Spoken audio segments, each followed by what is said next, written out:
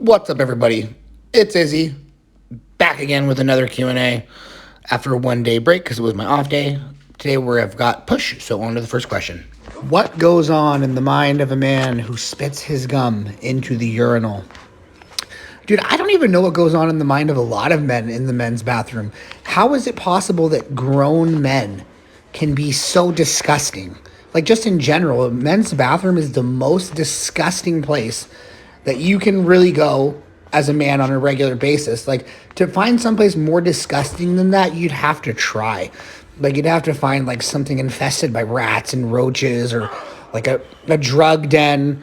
But just like grown men pissing all over the seats and leaving it, and clogging a toilet and just leaving it for someone else to deal with, spitting their gum in the urinal. I have no idea, man. Is there any difference between a plate-loaded and a pin-loaded machine? There's potentially huge differences between plate-loaded and pin-loaded machines. For one, pin-loaded machines are going to work through a cable pulley system, and so the strength curve is generally going to be even. Most plate-loaded machines, unless you're working with something like I have right here, which is the Strive overhead press, and the 3 different loading pegs let you pick which part of the range of motion is hard. But most plate-loaded machines, especially the most common ones by Hammer Strength and Life Fitness, those are all heavily short biased, meaning that the resistance peaks at lockout at the very end of the range of motion, which is the least hypertrophic part of the range of motion, and it's almost never where you want peak resistance, except for maybe training glutes or triceps, and that's a maybe. So yes, they can be very different because of very, very different strength curves.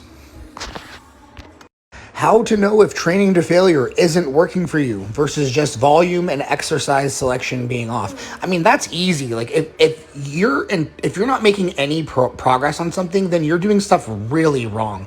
Like, do you think that if I switched to an RIR style training program that I wouldn't make amazing progress? Of course I would. That's ridiculous. I have my nutrition in check, my sleep in check. I would have programming in check. I would have lifestyle in check. Like, there's no way that I wouldn't make progress just from changing one tiny little variable.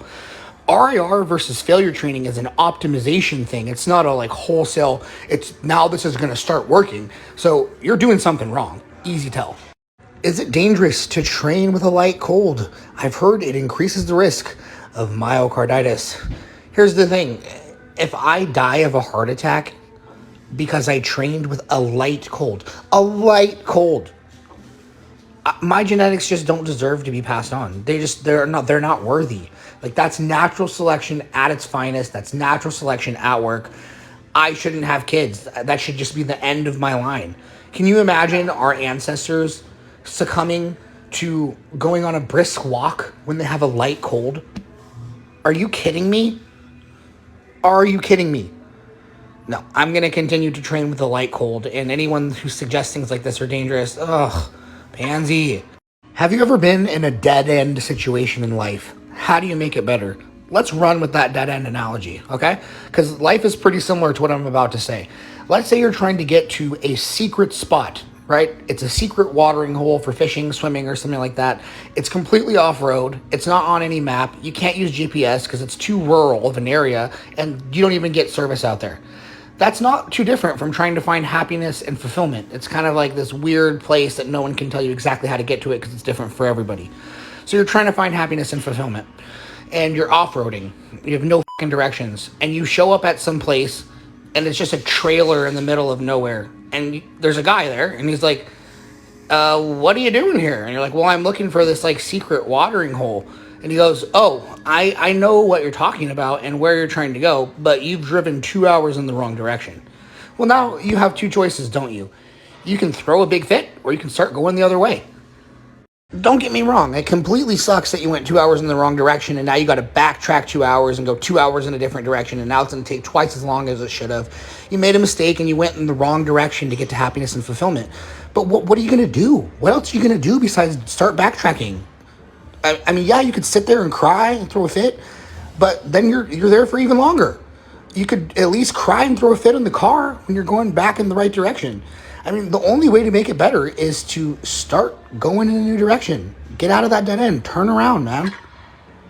What is the number one problem with society today? Easy. TikTok. No, just kidding. I think the number one problem with society is that it's sort of a farce, in the sense that society is made up of individuals, and all individuals are self-interested. to a very large degree.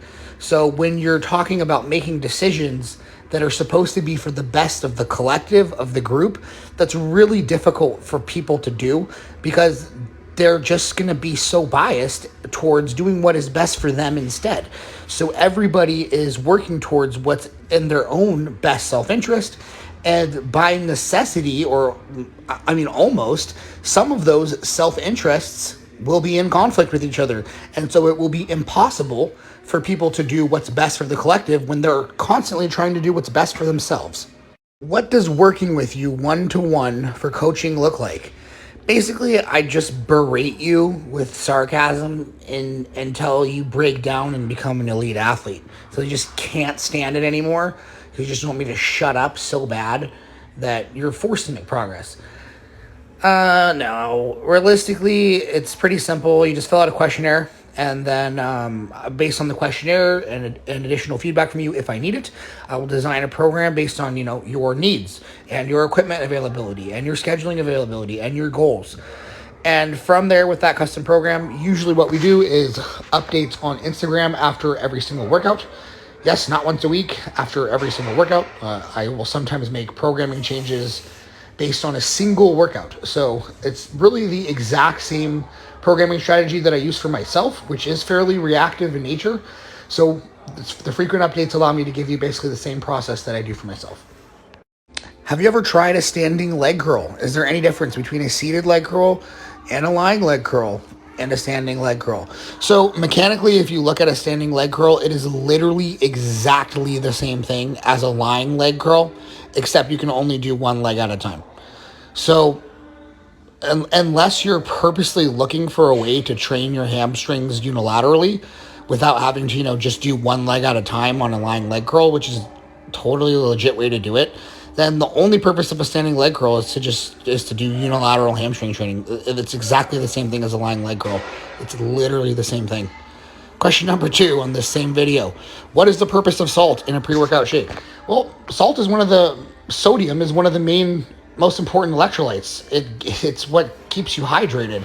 So having sodium in a pre-workout can help with pumps. It can help with hydration. Having your electrolytes in balance is actually necessary for optimal muscle contractions. What is the best way to increase the number of pull-ups that you can do if I can already do 10 to 12? I want to do this for a test. Honestly, man, I don't really know. I would just be speculating, or not speculating, but I would just be regurgitating other people's information that I've heard over the years. So I would just look into somebody else who's actually done this. In particular, your best bet is going to be people in the military because their actual job rides on this sometimes. And I find that when people have, financial or work incentives to be good at something, they end up finding the best way to do it. Question number 2, barbell curls to failure have me squeezing my whole body from my back to my ass. Is this normal? Bro, I don't know what you guys expect me to say to these sensation questions. Is it normal that you squeeze your ass during curls? Yeah, kind of. You're having to stabilize the load out in front of you.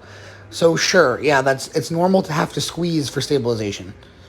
Thoughts on the DEA trying to shut down telemedicine TRT clinics? I don't give a shit.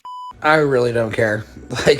Sure, I think that adults should be able to, while working with a doctor especially, decide what goes into their own body. I really don't feel like that has anything to do with the government's business, especially in a situation where it's not intoxicating people and causing them to make terrible decisions that then hurt other people, like drunk driving might, or high driving. So in that sense, I'm yeah, fuck the government. But I don't know how anybody doesn't feel that way most of the time. But overall, it doesn't impact me whatsoever. Have you ever tried a polyphasic sleep schedule? So for those who don't know what this guy's talking about, sleep patterns can basically be broken up into different types. Monophasic is what most of us do. That's where we go to sleep once per night. We sleep through the night, and then we wake up and we don't sleep again throughout the day. However, there are many cultures in the world where sleep patterns are biphasic because of something called siesta. And if you ever lived in a Latino culture, you'll have experienced this. But in those cultures, it's more common for people to sleep once at night and then to have a nap again around midday, noon, 1 o'clock in that region. Polyphasic sleep takes us a bit further, and this is more like what dogs and cats do, where they'll sleep 3 or more times per day. And so the idea behind polyphasic sleep is that you can become more efficient by breaking your sleep up into multiple chunks.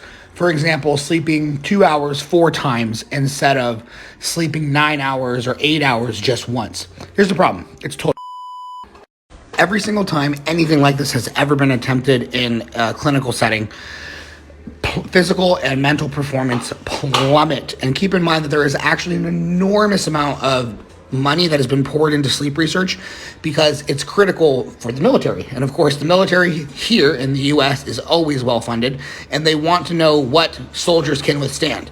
So we have a lot of data on this. And here's the other thing. The anecdotes on this aren't even strong. Like 99% of people that attempt to adapt to a polyphasic sleep schedule completely fail. They never adapt to it whatsoever. There's just a few handful of people that claim that they've adapted to it. However, here's the issue. Just like with alcohol, people who are sleep deprived tend to say that they're actually performing really well. But then when you test them on memory and cognitive tasks and functions and things of this nature, they perform way worse than when they're rested. And I suspect that's exactly what's happening here. Polyphasic sleep patterns are a waste of time. Are there any methods to get emotional about goals like you talked about to build discipline? Man, I have a lot to say about this, but I already started walking you through the number one method of doing that I know of the last time that I answered this, and that's called the Dickens method, the Dickens pattern. So for those of you who are familiar with Ebenezer Scrooge and his story, basically he was an old rich and he loved money more than people. And in order for him to change and not become a completely alone, old, decrepit geezer when he died, he was visited by the ghosts of Christmas future and Christmas past. And they showed him everything in his life that he had lost out on by being the way that he was currently, like so obsessed with money. All the relationships that he lost out on, all the love that he lost out on, all of these things that he lost. Then they went into the future and showed him what more he would lose if he kept being that way. You have to do that to yourself with the carrot and the stick. The carrot, the future, has to be so compelling in your mind that you can't imagine anything better than that. It has to be so compelling that it literally pulls you towards it. It has to be so compelling that you're willing to give up short-term comforts because in the long run, it means ultimate pleasure. The future you see has to be so compelling and so pleasurable that you're willing to give up things that are immensely gratifying in the short term and that can overpower your biology sometimes. For example, if it's a physical goal and, pizza is throwing you off, the future you see has to be more compelling than the taste of the pizza in the moment. The next step is that you have to do the same thing with the stick. The future that you see, if you don't engage in these behaviors and follow through and blah, blah, blah, has to be so disgusting to you, so repulsive that you could never allow that to happen. Never. It would be the worst thing that you could possibly imagine. And I'm using these words that create a visceral emotional reaction because that's what's going to get the job done. It's not going to be logic and mathematics. It's visceral emotional reactions. But now let's be real. Most people are not going to do that. Why?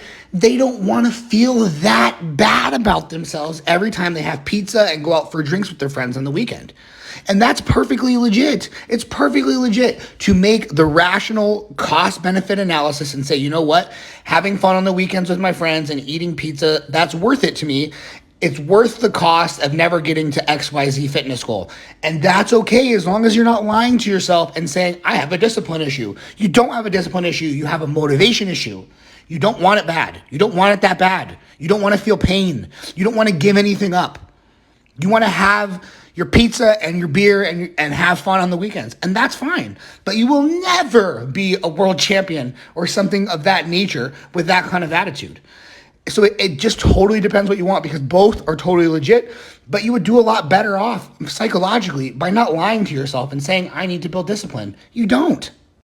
The last thing that I want to say about this is that you can't really fake the funk, so to speak. Most people who get to this point, it's an iterative process. It's a conditioning process.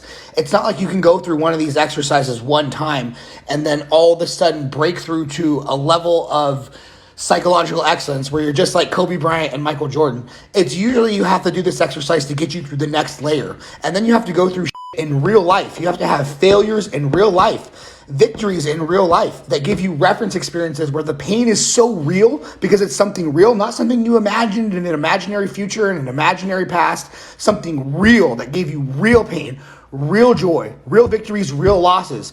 And then you can condition yourself further to take the next step and give up the next level of sacrifice. And that's why, like, the people who are at the top of certain things, especially psychologically in sports, they've been at it for 10 to 20 years because you can't do it overnight. You can only take the next step. So I lied. This is the last thing that I want to say about this. If there is ever anything in your life that you think you want to be doing, but you're not doing it, and you're trying to blame discipline or having weak willpower, the reality of the situation is that there is something you are getting by not doing it that you want more than doing it. And sometimes that's really simple. Sometimes it's just, I don't want the discomfort of going through all that hard work. Sometimes it's something completely different. Like, for example, you don't want to stop drinking because you don't think you'll be able to get laid without alcohol. I mean, it can be very complex, multi-layered, or it can be very, very simple. And you have to get to the point where things in the future that could provide you pleasure overpower avoiding pain in the moment. And once you can get to that point, you have some semblance of control over that, you can modify your behavior as you wish. But again, if there's something that you think you want to do and you're not doing it, it's because there's something else you want even more. It's the truth. All right, everybody, you know the drill. If you like the video, like the video. If you have any questions or comments, leave them down below. Subscribe if you haven't already. And of course, have a wonderful day. And if you fail to do any of the following, Kona's watching you with her one eye. I'm just saying.